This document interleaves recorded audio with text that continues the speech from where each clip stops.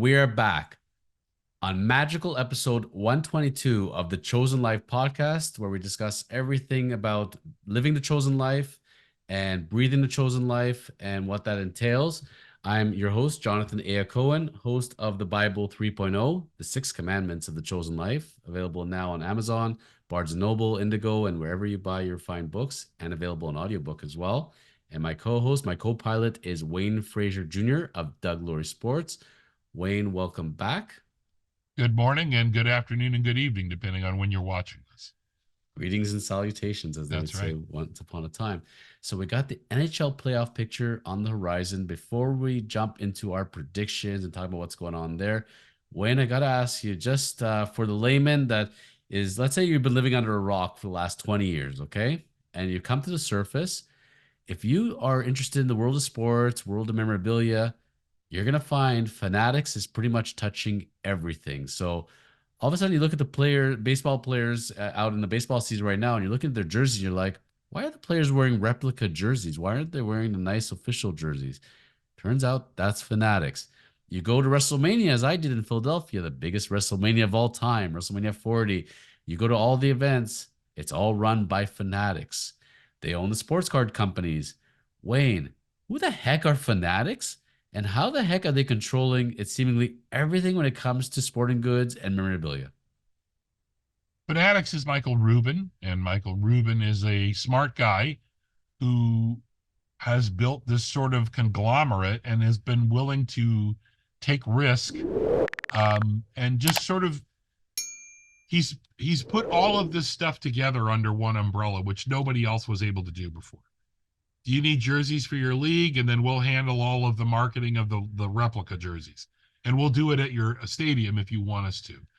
We're going to make trading cards. Well, let's buy Tops and let's buy this other company. And we're going to start dominating the trading card market.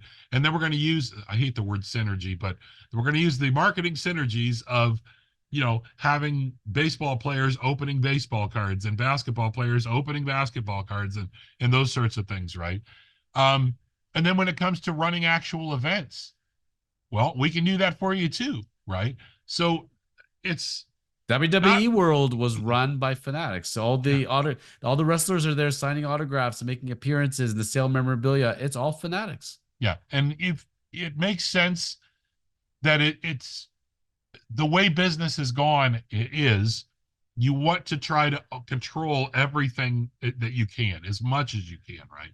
So whether you're a logistics company and you decide, not only am I going to own my own trucking fleet or my ships, but I'm also going to try to own the navigational software company that does all this stuff. And I'm going to own, the cranes the company that makes the cranes that loads the things on.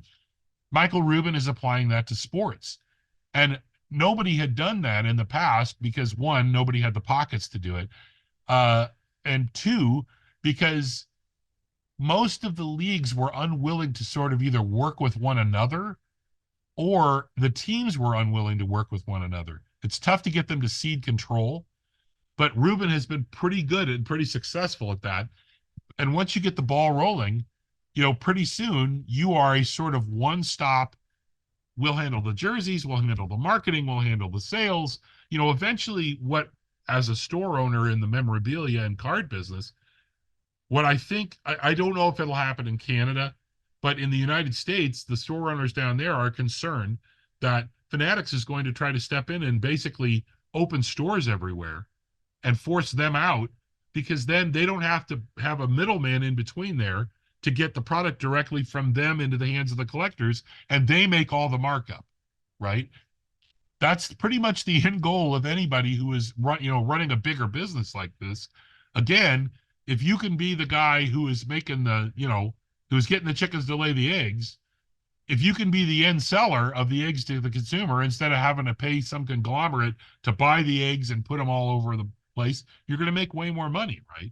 So Rubin, I feel like he's kind of gotten into it in the card side of it a year or two too late. He bought in at the very top of the market, and there are lots of, right now things, the market is coming down, down, down on a lot of things.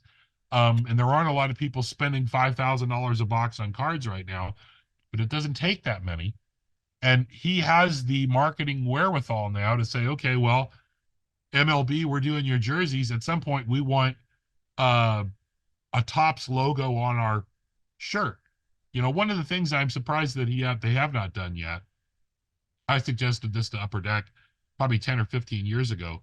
They have a product. Upper Deck has a hockey product called SP Game Used, which is obviously centers around memorabilia pieces for jerseys or things like that.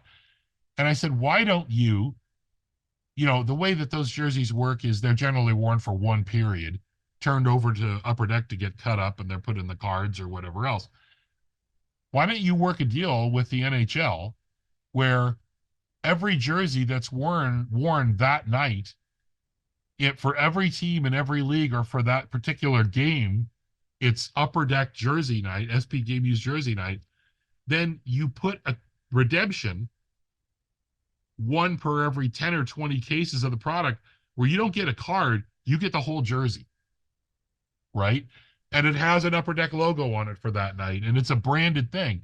I think you're going to see Topps do that pretty soon through Fanatics, where they're going to have special jerseys, and then you'll know exactly what jersey was used in the card you're using because it says Topps with the date on it. And they'll get all those jerseys, and that's what they'll cut up, right?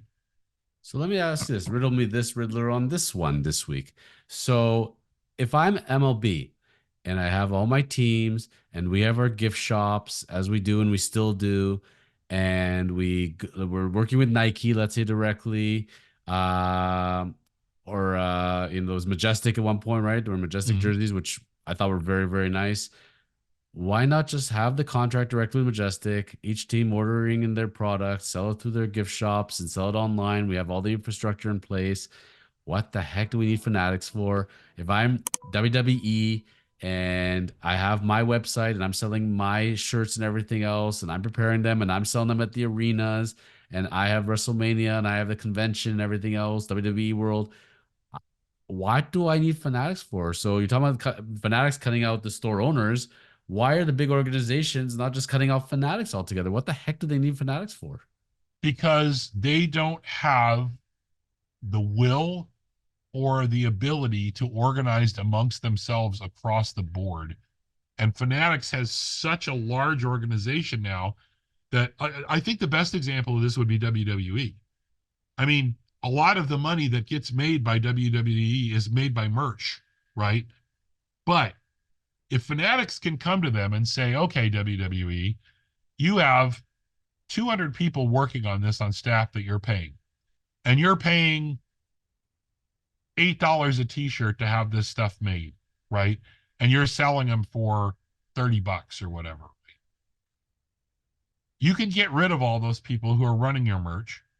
We will handle all of the logistics, all of the delivery, all of the sales at the events, and we will guarantee you $25 a t-shirt instead of the 22 you were making. And you don't have to do anything from here on out. Well, if you're WWE, you think, wow, we're going to make $50 million more a year on merch and we don't have to do anything? Sign me up. Now, where that becomes a problem is you get into a Walmart situation. Walmart is famous for only doing 1-year deals with suppliers, right?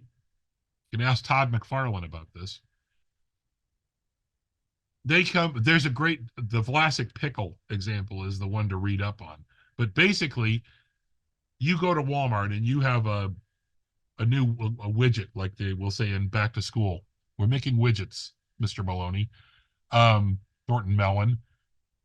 And we want to sell your widget for $9.99 and we need you to supply it to us for $6.50. And yes, that's $1 less than you're making everywhere else, but we're going to guarantee you that we'll take 5 million widgets the first year and you're only selling a million right now. So on that extra 4 million and the volume that you get making, buying the product, paying less for it per unit, you're going to make way more money in the aggregate overall, right? So the widget company says, sure. And you do it for a year. Then you come back and go, that was amazing. Let's do it again. And Walmart says, yeah, well, we want to sell it for $8.49 a piece now, and you can only give it to us. We can only pay you $5.50 a piece. Oh, well, we're still making a ton of money more. Okay. And then you come back and now, well, we want to sell it for $7.99. We can only give you $4.50. It's great in the short term, but if you ever want to get out of the clutches of the guy you signed the deal with, you have to start over from scratch. Now you've got to rebuild your marketing team. You've got to rebuild your merchandising team. You've got to rebuild your connections with the t-shirt companies and everything else. So what Fanatics is offering is to take a whole bunch of crap off the plates of organizations that they just really do not want to deal with. That's all. It's like I'm running a baseball team, and now you want me to run a clothing concern at the same time. I would rather not do that. And if you're going to give me the same amount of money or more money, I'll take that money. The only time it's a problem is A, when you want to get out of it, or B, when the company that you've made the deal with sends you a bunch of jerseys that look like crap.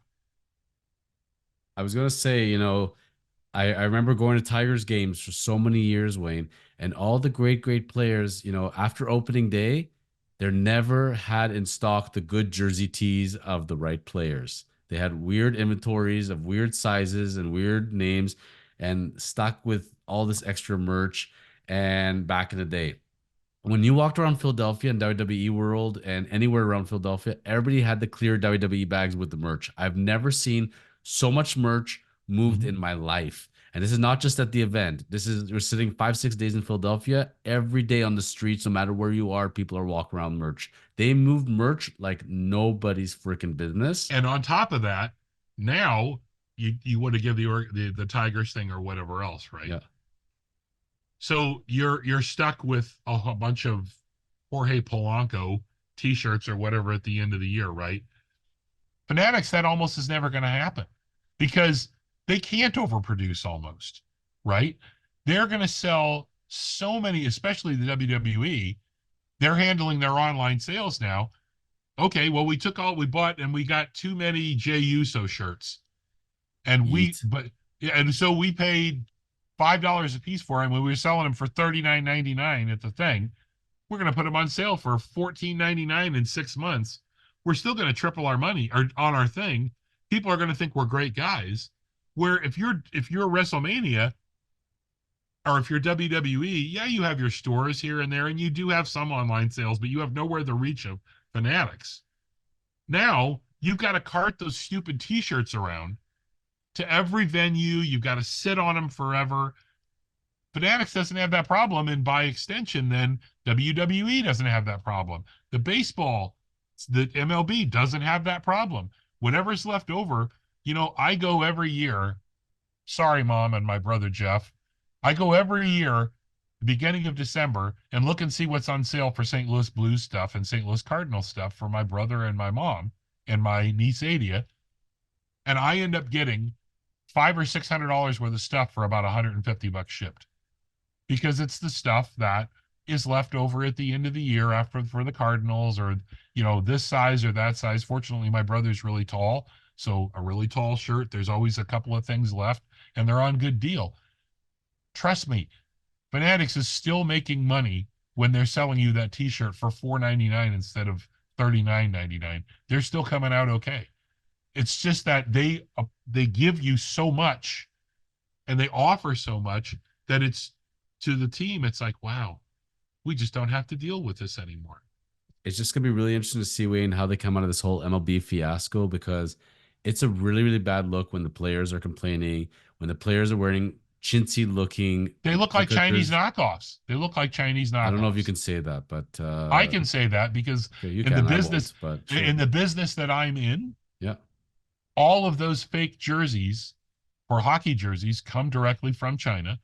And what usually is that they're actually the jerseys themselves are the same jerseys. It's the lettering that's all screwed up. It's always bad, right? And after one wash, they start to Come crumble apart. and they Yeah. start it's and that's how those look. And it looks like the players are wearing kids jerseys because they have the smaller looking names. And Wayne, remember the days when you had the triple color lettering Oh yeah. and the players' authentic stuff was like the holy grail. There was the replica, then the good replica, and then the official one. And now the official looks like the worst replica.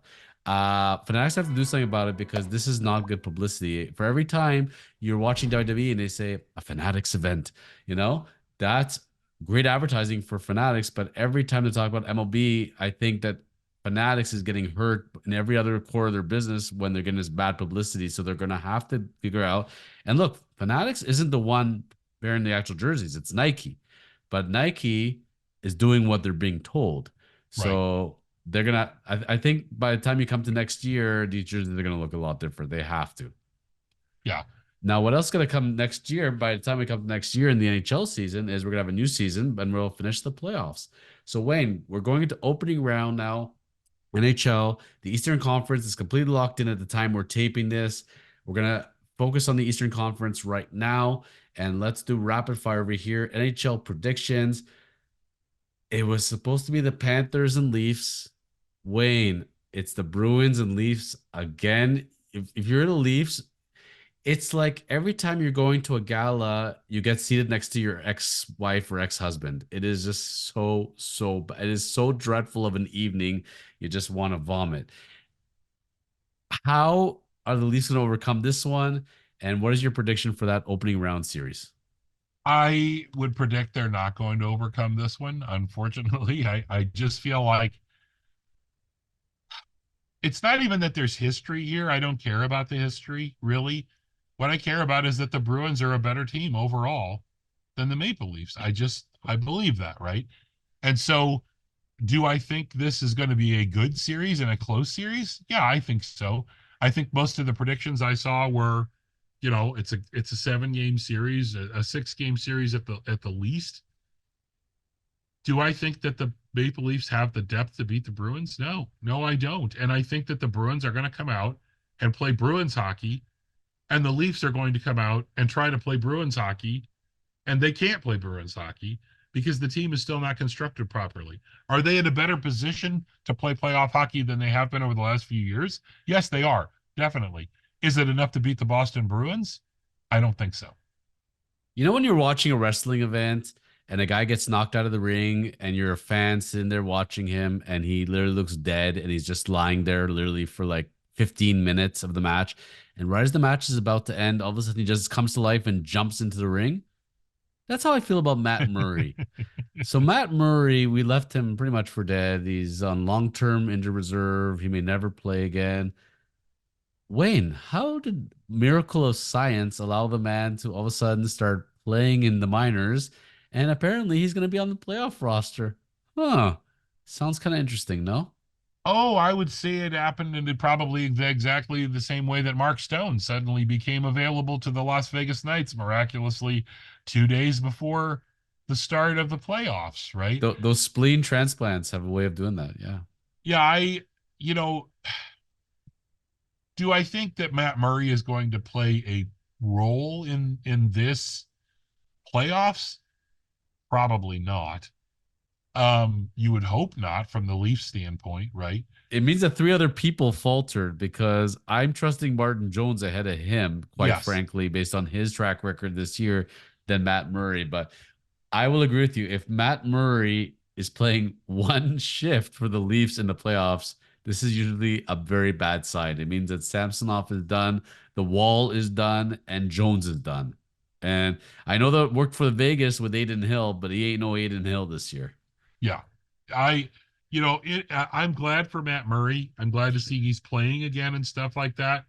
But yeah, he's not going to be any factor in this. And if you get beyond Samsonov in the first round, actually, you're probably in trouble, right? So If I had to bet, I think it's gonna be a shorter series, but I am also my money's on the Bruins on this one. I can't see it. You know what? And I hope for Leaf fans that they can exercise their demons and everything else. But if I'm a Leaf fan and the Bruins score early, I am not feeling good about this at all. This is the one matchup out of everybody. I'd rather have the Lightning at this point. I would not want to have the Bruins. Just it's a mental thing if anything else. And so good luck to them. So we're gonna agree on the Bruins on this one. The Battle of Florida turns out. We got the Panthers, we got the Lightning. the Panthers I think they win this, but I would also be sweating it. Um, Tampa Bay is a solid roster, and they have Vasilevsky. And Vasilevsky to me is the best big game goalie in the league right now, and is the best big game goalie that's been in the league for a number of years. Um, I don't think this is going to be a walkover. I think this is going to be a longer series, but I think Florida wins this one. They just, man, they have built that roster so well. They've built it out of guys who were high draft picks who were not didn't turn out to be stars, but they're good character guys that came in and said, "Hey, we need you to do this. We need you to do this. We need you to do this." And all those guys have done that, right? I I would say it's probably 65-40. It's 35, maybe 2-1 that Florida wins this series. But you can't discount Tampa Bay's chances simply because of Vasilevsky. And for me, based on how they played last year in the playoffs, now they came alive. I'm going Florida. My money on them as well. Rangers Capitals, pretty straightforward on this one. Yeah, the Rangers are going to win this, and if it's not a sweep, they'll win it in five. Yeah, agreed with that as well. It's Washington kind of squeaked in, and I think Toronto prayed they could have played Washington, but not happening. And what I think will be a very fun series to watch: Hurricanes and Islanders. Islanders may surprise some people. I'm going to tell you, I like the Hurricanes in this one. I think the Hurricanes win it too, but I think this is going to be a 6 or 7 game series. I think that the Islanders just simply do not have the roster to match Carolina, and that Carolina is a playoff hockey team also, right? Um, But they got a special ingredient, do they not? Patrick Waugh, you mean? Patrick Roy. I don't want to go to the dressing room down in the game and have to talk to that guy. I agree Uh, with you. If Patrick Waugh was in net for the Islanders, I might give them a better chance. But I don't think their roster is strong enough to overcome Carolina. Um, so I think all four of the teams that you would expect that to win are going to win. okay. And if we're looking right now into our crystal ball, which team from the East is going to the Stanley Cup final? It's Florida, I think. Um, I like Boston a lot. I don't know exactly. I'm not looking at a bracket, so I don't know if Florida would meet Boston in the second round of it, or if it gets rejiggered here. Um, I actually like the Rangers' chances to surprise somebody. Um, I like their team a lot, and I think they have the ability to knuckle down also, and they have a very good goalie too. But I just think Florida, Boston, and Carolina are pretty clearly the class here, and I think it's still Florida. And for grit and for coaching, I'm going with Carolina Eastern Finals. In the West, they may still jig a little bit, but let's go through them very quickly. Assuming it was Stars and Knights, if that went down, that would be a real crazy series there. That would go seven, I think, for sure. I think the Knights are gonna get bounced. I have faith in the Knights to play playoff hockey. I like the Stars; they have a hell of a roster, but I think Vegas wins that one. And, the West is really scary this year. Jets It's a Avalanche. very it's a very weird group of of playoffs. Like you think, Playoffs. how is Dallas having to play Vegas in the first round? I mean, it just seems like, Feels like it feels when like two number one seeds going at it yes, like it this. does, it Yeah. does. Winnipeg and Colorado. I think the Avalanche win that, although the Avalanche have been pretty lousy down the stretch, and Winnipeg has been pretty good. But Hellebuck has the capability to steal that series for them. But I think Colorado wins that. Okay, and I'm Winnipeg on this one, so we're both very different on the West so far. Canucks Predators. This is my upset. I think Nashville wins this series. Sure. You can call this the U2 effect. So when Nashville got blown out again and they canceled the trip to the Sphere in Las Vegas to see U2, the team has been on fire since then. And the team has Soros, the most underrated goalie in the league, and they play defensive hockey. And the Vancouver Canucks, to me, I eh, I'm not that sold on Vancouver. I think Nashville wins this series. And I'm seeing Canucks. It's interesting. I've actually got the Canadian teams in this bracket. And the one that Canadian Canadian hockey fans and Edmonton fans are also loathing and praying to the hockey gods. Oilers and Kings, if that went through, I think the Oilers are going to exercise their demons. They're going to the second round. Yeah, I think so too. I actually don't think I have a friend, my friend Earl Skakel, a comedian out in Los Angeles. He's a big Kings fan. And he's been a proponent, but even I don't think he even thinks that they're going to beat the Oilers in this series. In fact, I think this is a 5-game series. I think the Oilers make pretty short work of them. But every game is going to be like 6-4, Yes, eight it'll certainly four. be entertaining, right? It'll be fun. Yeah. I could say I've been watched the Kings a couple times this year already in person. They like their high scoring games. Yep. They're there. So it'll be interesting NHL season and playoff season as we're coming around and we have our picks for the East. Who's going to be coming out of the West for you? I'm going to step out on a limb here, and I think Edmonton is actually going to make it this year. I agree. I Again, it's all goaltending is what it comes down to, but I think Edmonton, the only team that really scares me for Edmonton there is Colorado, actually. Everybody else I think they can handle, even Vegas. And the Stanley Cup Finals winner this year is going to ultimately hoist Lord Stanley's Cup. Florida. Florida. Okay. And I have Carolina and Edmonton, and Zach Hyman's going to be your Stanley Cup MVP this year. It's going to be Edmonton. I would really like that. That would make me very happy. Zach Hyman is a good dude. I would appreciate that. And he'd be parading that Stanley Cup around Toronto. Yep, for sure. Oiler, which right. you gotta love as well. We'll be back next week because we've covered the world of the NFL, the NHL, and we're so thick into the baseball season. We got to go there. So I'm gonna check in on the Blue Jays and see how they're doing. And it'll be next week. They're coming up on the Chosen Life podcast.